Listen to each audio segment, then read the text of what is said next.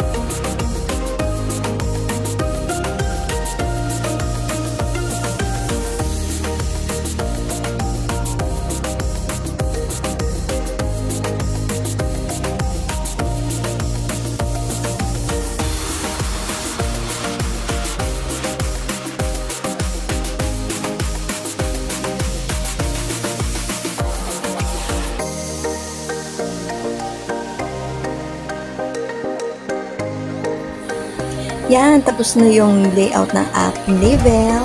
Ngayon, gugupitin ko na siya para maidikit ko na sa aking finished product.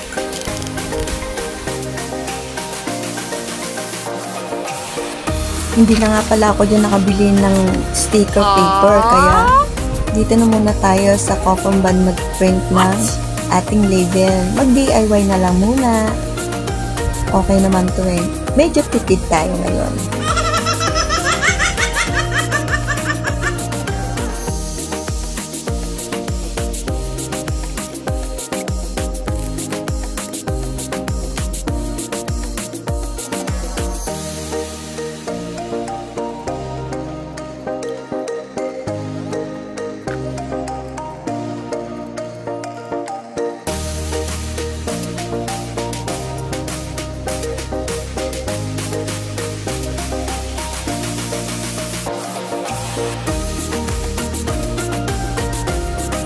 Yan, tapos ko nang gupitin.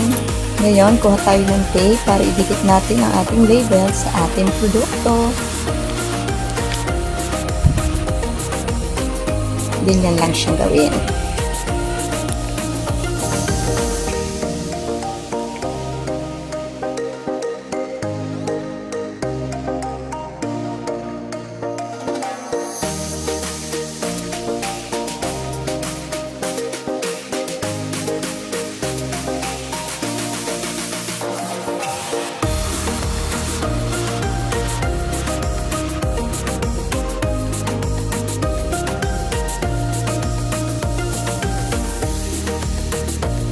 Ito na po ang ating DIY dishwashing liquid.